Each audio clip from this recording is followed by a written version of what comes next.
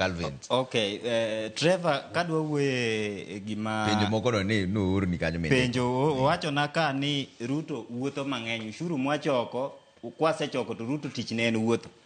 Trevor dwa nyiso Fred ni wuotho Ruto ma Ruto wuotho godo no. Okelo ga. Nyaka no chak kao loch 2022 nyaka kawuono mwawuoyeni. Sirikand Ruto sendiko over 30,000 teachers. Nikech wuodh no. Nikech wuoth ma Ruto wuotho. Ere kaka iparo ni mamano nikech ang'o? Ere kaka wuoth no nigi maber moketo gi pinje maoko wayudo kod yene ndiko jopuonj ka. Yene ndiko. Donge ane mano ka dier ya. Mana adieri Trevor. Wache uru maber. Nitie moko makata ka Ruto ne poko ka hotel. Trevor ka Ruto ne poko ka hotel. Wawacho adieri. Tok wuothe momiyo. Ka Ruto ne poko ka hotel. Wawacho adieri. Ka Ruto ne poko ka hotel. Mech kata kwang'iyo bech mogo ma wang'iyo kawuono ne 200 gi wiye. To sirikand Ruto kawuono kwa wuoyo mogo 99 200 donge mana adieri. Dak wach to kongiso ni wuodhe ka momiyo. To Trevor bedo ka wonwa yiere ne president mar Kenya. Ko amo en gi haki. Bedo we itieko. Calvin no we itieko. En gi haki. Deka penyi mbi bro dwaro. President mane wayiero mar Kenya en William Ruto. Sani ene president gima nodwaro yudo. Ka kohero ko ng'ama ne ok dwar ji orore mondo kony jo Kenya. Onyalo bedo state house ka, dongo dak state house ka. Donge ko neno ni Kenya ber onyalo bet ka. To ma ng'ama ok bed piny.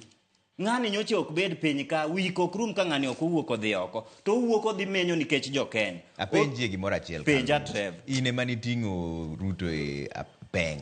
Ka ine mena ni jaboda boda mare. Ruto siep. Kendo ni wuotho kode ka wacho ni mutu ya boda boda huyu, mama mboga huyu.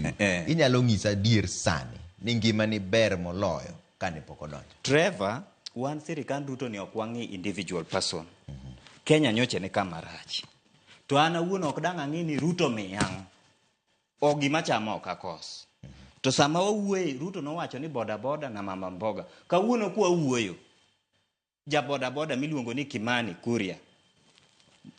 Obedo nominated Murang'a County Assembly.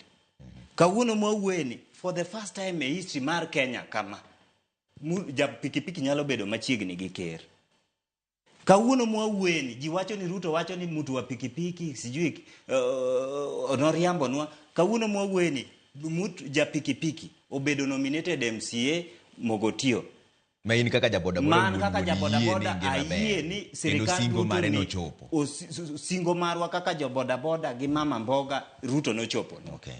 Koro gima ji wacho ka ni Ruto ok ti. Odwaro overtax jo Kenya. Ruto ne ok otiyo gi kifua. Ruto no kawo proposals margi mukete lwet jo piny. Ma jo piny mowacho ni gini wayiego, gini moro wayiego. Lakini kuongi gol ma kaka ne giwacho ni kuongi gol nwa tax e mkati, chaki gol nwa tax cooking oil e gik matindo gi mondo wachak wuoth gi ma kore kwa just pole pole. Ker no winjo mano e gima no bedo presented e National Assembly. Koro an ka awinjo Fred wacho na ka ni Ruto dwa overtax wa. Ruto does not need this tax. Wan wawegi wa jo Kenya. Wan emwadwa tax ni. Wawegi wadwaro nyithindwa makiny. Moruye nikech Trevor adwa nyisi ni kwerewa ne ng'iewo mkati siling 3. Kawuono wang'iewo mkati siling 100. To ngima matek ni ok ni e Kenya kende.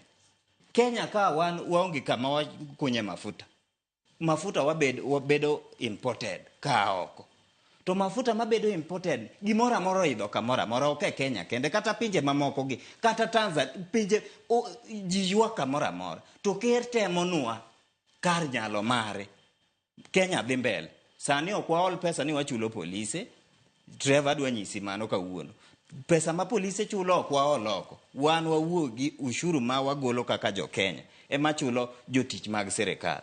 Koro ka ji wacho ni tich Ruto ok ti. Wadwa ng'eyo ni kama ok otieni. Mshahara ma jotich sirikal yudogi. Ng'ama chulogi. To mshahara gi akanye. Trevor dong nyoche waneno kiolo pesa oko ka. Mondo chul ji. To mano kama wahaye. Trevor, iwacho ni wuoth mabor chakore gi step achiel. Mana kaka ker no executive no golo proposals.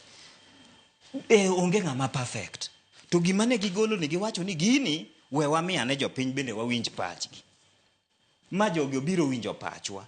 Ma gima nobedo presented kacha en pach jopiny ok en pach sirikal. Trevor mane gima nyalo nyisi. Okay. Fred, mokwongo gima dana